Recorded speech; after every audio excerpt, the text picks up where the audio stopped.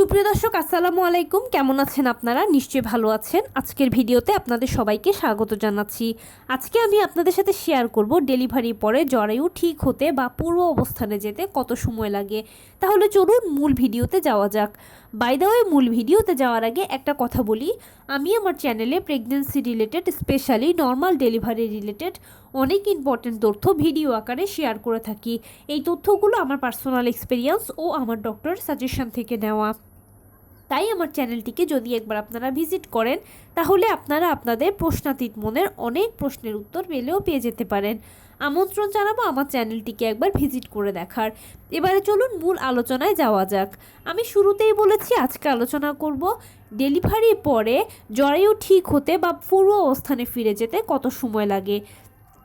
দেখুন, কনসিভ করার আগে জরায়ুটা একদম চুপসে থাকে। এরপরে যখন বাচ্চা জরায়ুতে আসে তখন বাচ্চা যত বড় হয় জরায়ু তত বেশি প্রসারিত হতে থাকে, বাড়তে থাকে, বড় হতে থাকে। ডেলিভারি হয়ে যাওয়ার পরে বাচ্চা তো জরায়ু থেকে বের হয়ে যায়, কিন্তু জরায়ু একেবারে চুপসে যেতে বা পূর্ব অবস্থায় ফিরে আসতে অথবা একেবারে পারফেক্টলি ঠিক হতে জরায়ুর কিছুটা সময় লাগে। তো এই সময় কতদিন লাগে? এই সময়টা 6 সপ্তাহ লাগবে। 6 সপ্তাহের মধ্যেই আপনার জরায়ু ঠিক হয়ে যাবে, তার আগের অবস্থায় ফিরে যাবে, জরায়ু একদম পারফেক্ট হয়ে যাবে।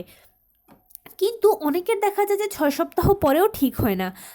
অনেকে কমপ্লেইন করেন যে আপু, দেখা যায় যে জরায়ু হাতে লাগছে মনে হয় যেন। এই সমস্যাটা ডেলিভারির পরে অনেকের বেশি হয়ে থাকে, অথবা এরকম অনেকে আছেন যে যাদের ঘন ঘন বছর বছর বাচ্চা হয় তারা এই প্রবলেমটা ফেস করে, অথবা অনেকে আছেন যে যাদের একটু বয়স হয়ে গেছে তারা এই প্রবলেমটা ফেস করে। এই টাইপের মানুষরাই বেশি ফেস করে জরায়ুর এই প্রবলেমটাকে। তো 6 সপ্তাহের মধ্যে কিন্তু ডেলিভারির পরে জরায়ু ঠিক হয়ে যায় নর্মালি।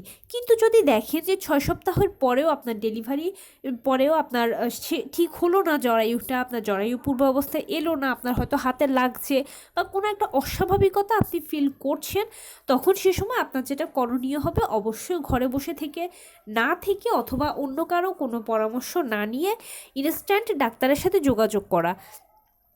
ডাক্তার পরীক্ষা নিরীক্ষা করে বলতে পারবেন যে আপনার জরায়ুটা আসলে কি সমস্যা হয়েছে, কেন এরকম হয়েছে।